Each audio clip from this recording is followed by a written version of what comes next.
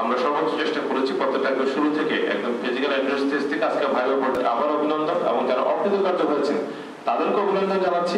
এই কারণে অভিনন্দন জানাচ্ছি যারা পরীক্ষার্থী ছিলেন আজকে ফাইনালি 24 জন নির্বাচিত হয়েছেন।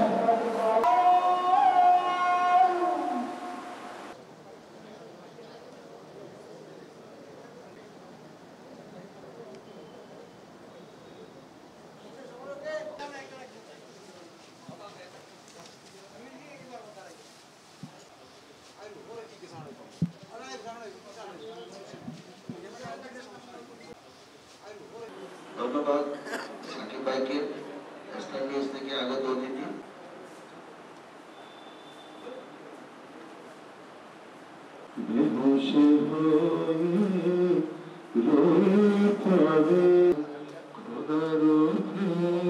বাংলাদেশ সরকারের সদিচ্ছা, শ্রদ্ধেয় আইজিপি স্যারের দিক নির্দেশনা এবং কমিটির সদস্যবৃন্দ এবং আমাদের সহকর্মীদের সহযোগিতায় টিআরসি রিক্রুটমেন্ট পরীক্ষা 2025-এর চূড়ান্ত ফলাফল ঘোষণা করা হলো।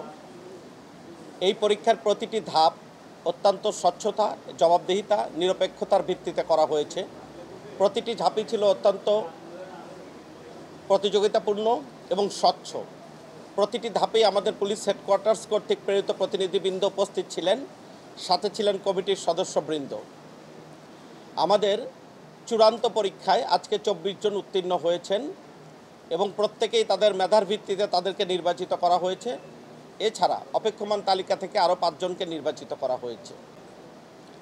আমি আশা করব যারা আজকে যোগ্যতা ও মেধার ভিত্তিতে নির্বাচিত হয়েছেন তারা এটার প্রতিদান হিসেবে, যেহেতু তারা যোগ্যতার মাধ্যমে স্বচ্ছ প্রক্রিয়ায় নিয়োজিত হয়েছেন, নির্বাচিত হয়েছেন, তারা এটার প্রতিদান হিসেবে জনগণের সুফল লাভ করবে, বাংলাদেশ উপকৃত হবে এবং আমাদের জুলাই আন্দোলনের যে স্পিরিট, সেই স্পিরিট ধারণ করে তারা জনগণকে কাঙ্ক্ষিত সেবা প্রদানে সক্ষম হবে। আমার অনুভূতি বলে বোঝানোর মতো না। আমাদের পুলিশ সুপার অনেক ভালো। 120 টাকা চাকরি পেয়ে আমি অনেক খুশি। ছোটোবেলাকার স্বপ্ন পূরণ করতে পারছি। আমার বড় ভাই নেই, আমি ছোটোবেলা থেকেই স্বপ্ন পূরণ করার জন্য অনেক চেষ্টা করছি। একবার দিছি, পারিনি, এবার পারছি। আল্লাহর রহমতে আমার চাকরি হয়ে গেছে। আমি চেষ্টা করব যে দেশের অসহায় মানুষ যারা আছে তাদের পাশে দাঁড়াতে, দেশকে ভালোবাসতে এবং দেশের যে উন্নয়ন কাজগুলো আছে সেগুলো করার জন্য চেষ্টা করবো। লিখিত পরীক্ষা হয়েছিল, লিখিত পরীক্ষায় আমি উত্তীর্ণ হয়েছিলাম। তারপর আজকে ভাইবা পরীক্ষা, এখন ভাইবা পরীক্ষা উত্তীর্ণ হয়েছে।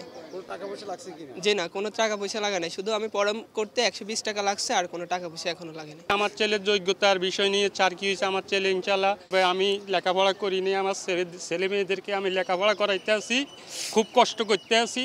দুঃখের বিষয়, আল্লাহ তাআলা আমার ছেলে চাকরি দিছে, খুশির বিষয়।